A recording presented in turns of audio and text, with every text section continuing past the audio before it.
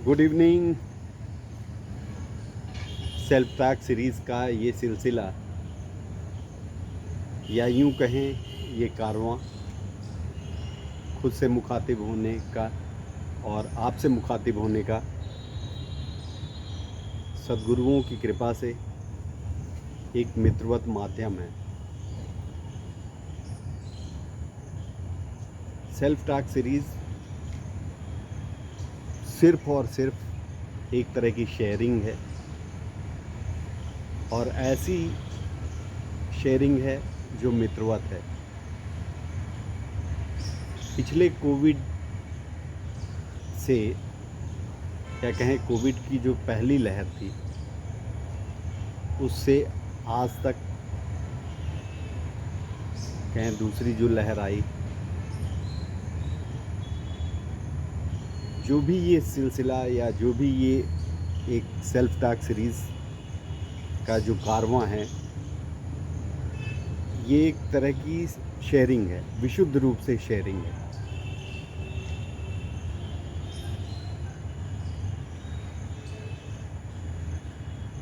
और जो सद्गुरुओं की संगत से जो सीखा है या डे टू डे लाइफ में जो सीख रहे हैं वही चीज़ शेयर कर रहे हैं। कहीं ना कहीं हम आप दैनिक जीवन में बहुत सारी बातें सीख रहे होते हैं, तो वो भी है। और यह भी है कि जो संगत से सीखा है, चाहे मित्रों से सीखा है, चाहे सद्गुरुओं की संगत से जो सीखा है, तो ये सब का मिला जुला एक मित्रवत शेयरिंग का भाव है। हम लोग कहीं ना कहीं आप भी हम भी जीवन में ऐसे मौके मिलते हैं कि जब कुछ सीखते हैं और लगता है कि ये चीज़ किसी से शेयर करें, इसको भी पता चले, इसको भी पता चले, इसको भी पता चले।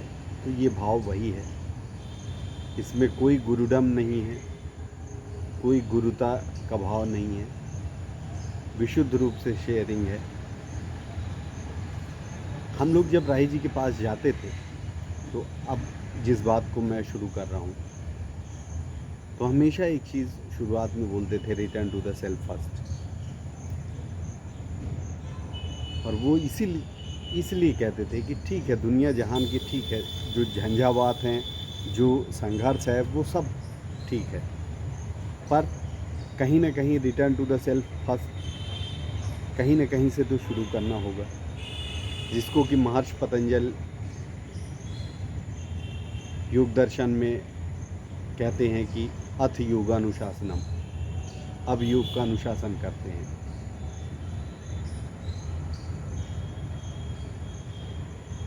योग दर्शन का ये पहला सूत्र है, बहुत छोटा है,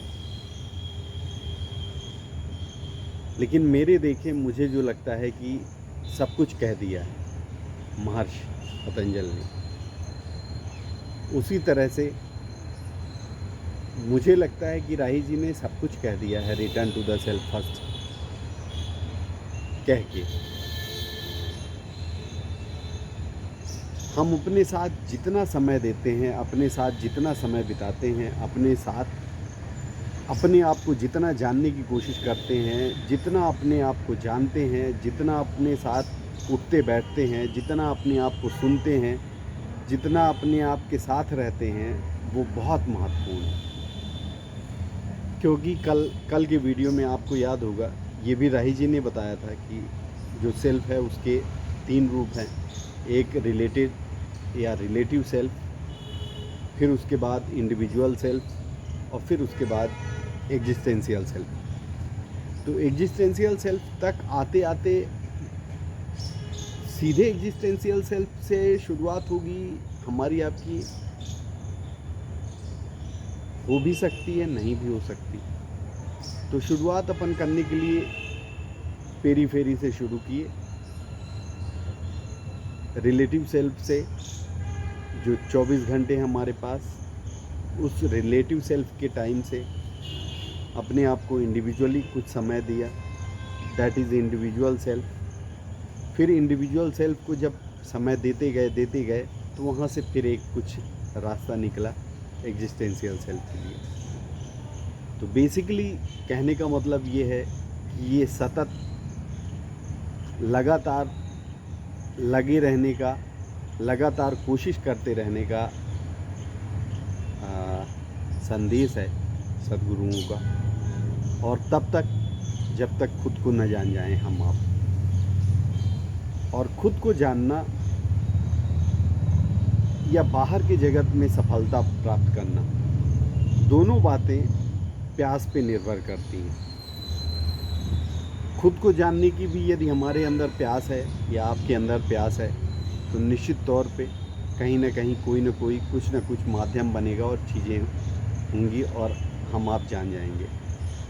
इसी तरह बाहर की जगत में या संसार की जगत में देखें या सांसारिक रूप से ये चीज़ देखें, तो यदि हमारे अंदर प्यास है, हमारे अंदर भूख है, तो धीरे धीरे कहीं ना कहीं से रास्ता बनेगा, कोई ना कोई मिलेगा और वो चीज़ होती जाएगी।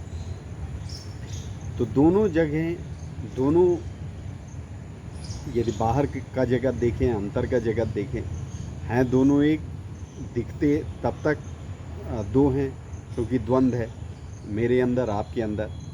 द्वंद्व की वजह से सुबह शाम, दिन रात, दोपहर आधी रात, इसी तरह सुख दुख, इसी तरह स्त्री पुरुष, जो भी जितने भी द्वंद्व जो द्वैत दिखते हैं, वो जस्ट बिकॉज ऑफ हमारे आपके अंदर जो द्वंद्व है उस वजह से।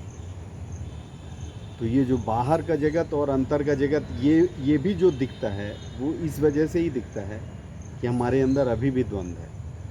नहीं तो ना तो बाहर ना तो भीतर, या तो कहें बाहर ही बाहर या तो भीतर ही भीतर, या दोनों एक, मतलब एक हैं, एक ही कड़ी या एक ही सिक्के के दो पहलू हैं, पर दोनों एक हैं।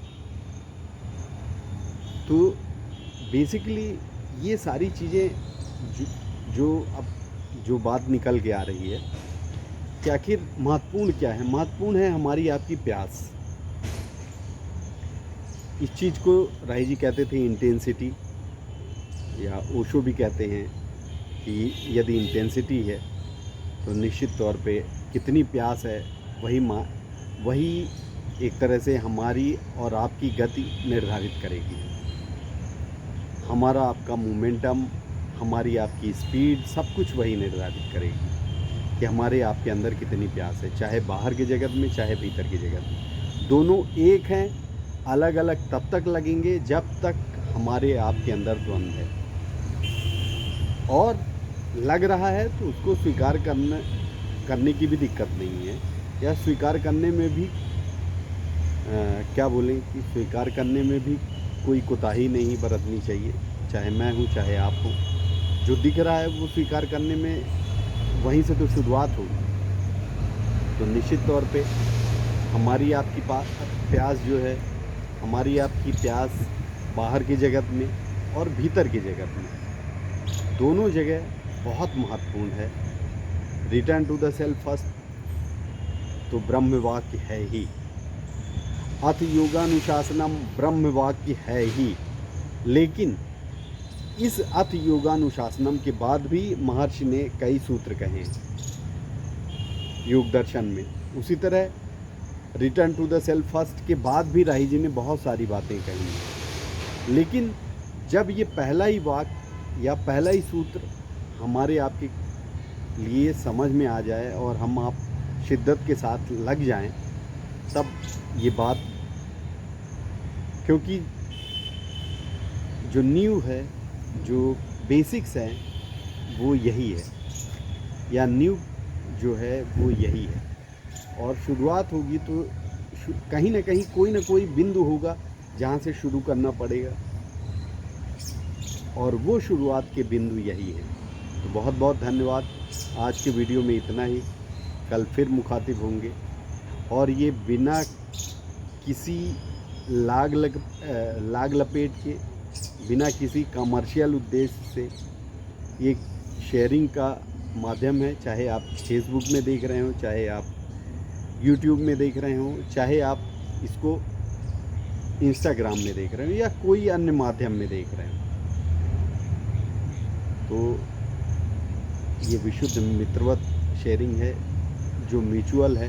आपके कमेंट्स अपेक्षित हैं। आप कमेंट करेंगे, मुझे खुशी होगी। आपकी वजह से मेरी ग्रोथ होगी, और हो सकता है मेरी ग्रोथ की वजह से आपकी ग्रोथ हो। बहुत बहुत धन्यवाद। आपका दिन शुभ हो।